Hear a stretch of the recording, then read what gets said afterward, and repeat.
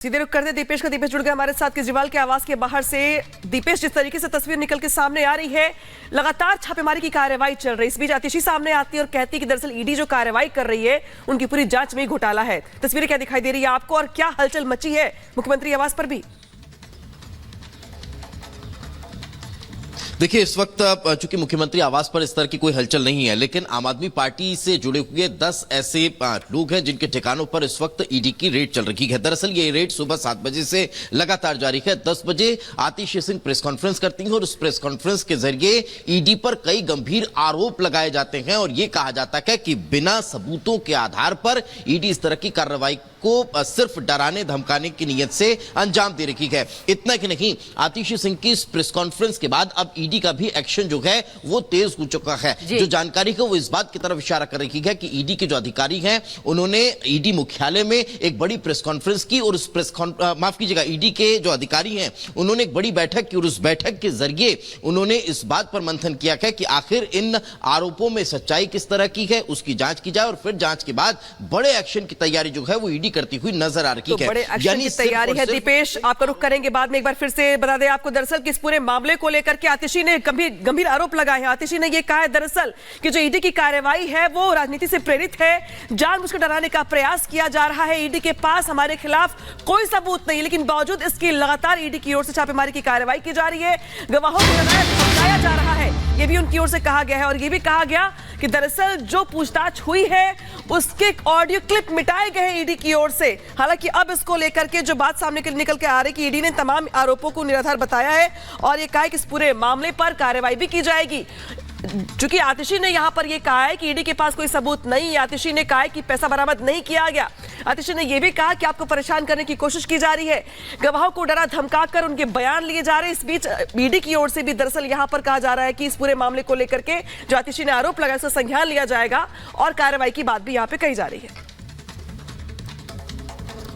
जिस सुबह 10 बजे मैं ईडी पर एक बहुत बड़ा एक्सपोजे करने वाली हूं, इस एक्सपोजे को रोकने के लिए, आम आदमी पार्टी को डराने के लिए, आम आदमी पार्टी को चुप कराने के लिए आज सुबह 7 बजे से ही आम आदमी पार्टी से जुड़े हुए लोगों के घर पर, आम आदमी पार्टी के नेताओं के घर पर ईडी की रेड शुरू हो गई है। हमारे सांसद और आम आदमी पार्टी के ट्रेजरर एनडी गुप्ता जी के घर पे रेड हो रही है। ऐसा सुनने में आ रहा है कि उनके पीए के घर पे रेड हो रही है। मुख्यमंत्री अरविंद केजरीवाल जी के पीए के घर पे रेड हो रही है। और अभी खबरें आ रही हैं कि शायद आज दिन भर में आम आदमी पार्टी के कई और नेताओं के घर पर ईडी रेड करने वाली है। तो दिल्ली की मंत्री आतिशी सिंह ने ईडी पर गंभीर आरोप लगाए, परेशान करने की बात कही। तो इस बीच बीजेपी सांसद मनोज तिवारी ने आम आदमी पार्टी को ही सबसे भ्रष्ट पार्टी करार दे दिया। सुनाते हैं आपको खास बातचीत।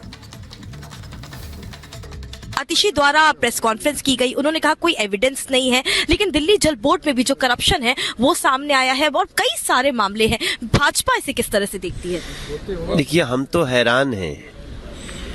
हम देख रहे हैं कोई ऐसा विभाग नहीं जहां आम आदमी पार्टी का भ्रष्टाचार न हुआ हो, और होड़ लगी है आम आदमी पार्टी के नेताओं में कि तू इतना करेगा तो मैं और ज्यादा करूंगा, तू 4 भ्रष्टाचार करेगा तो मैं 6 भ्रष्टाचार करूंगा, तू 6 करेगा तो मैं 8 करूंगा, तू मंत्री होके करेगा तो मैं मुख्यमंत्री होके करूंगा, पार्षद बोलता है तू मुख्यमंत्री होके करोगे तो मैं पार्षद होके करूंगा। ये जो सारी चीजें दिख रही हैं, दिल्ली के लोग ठगे हुए महसूस कर रहे हैं। और ये कोई आज की नहीं है, ये तो भाई 2 साल से तो लगभग मैं देख रहा हूं 2 मंत्री उनके जेल में है, 2 साल से 1.5 साल से कोर्ट बेल नहीं दे रही है। तो इस समय आम आदमी पार्टी के मैक्सिमम नेता अपराधी की श्रेणी में खड़े हो गए हैं और वो जांच का सहयोग नहीं कर रहे हैं। आतिशी जी कह रही हैं कि ये निर्दोष है। अरे आप कौन है? आपके ऊपर आरोप है तो आप आरोप जांच में सहयोग करो। सम्मान का सम्मान नहीं करते तो ऐसी स्थिति में आम आदमी पार्टी के मैक्सिमम लोग मैं सारे तो नहीं बोल रहा हूं, क्योंकि आम आदमी पार्टी में मैं कई लोगों को जानता हूं जो बड़े उसूल वाले हैं, लेकिन मैक्सिमम जो शीर्ष पे बैठे हैं वो लोग भ्रष्टाचार के दलदल में फंस गए हैं। बिना एविडेंस के कोई जांच एजेंसी काम नहीं करती। आप एविडेंस नहीं है तो आप जाकर के का सम्मान क्यों नहीं करते हो? प्रश्नों का जवाब क्यों नहीं देते हो? खाली घर में बैठ करके आप थोड़ी डिसाइड कर दोगे कि एविडेंस नहीं है। ये तो चोरी भी और सीनाजोरी भी। तो सुन रहे थे आप मनोज तिवारी को, जो कि कह रहे थे कि बिना एविडेंस की कोई जांच एजेंसी जांच नहीं करती। सीधे चलते ग्राउंड जीरो पे हमारे साथ जुड़ के हमारे 3 सहयोगी अखिलेश, जतिन, इसके अलावा दीपेश भी जुड़े हमारे साथ। सीधे रुक करते पहले जतिन का। जतिन, सुबह से पहले हम देख रहे हैं कि कार्रवाइयों का दौर चल रहा है, ईडी की रेड पड़ रही है। आतिशी सामने आती है और कहती है कि दरअसल ये जो रेड चल रही है ये धमकाया जा रहा है, डराया जा रहा है, प्रेशराइज करने का प्रयास किया जा रहा है। लेकिन अब ईडी कह रही है कि जो आरोप लगाया कि वो निराधार है, एक्शन लिया जाएगा।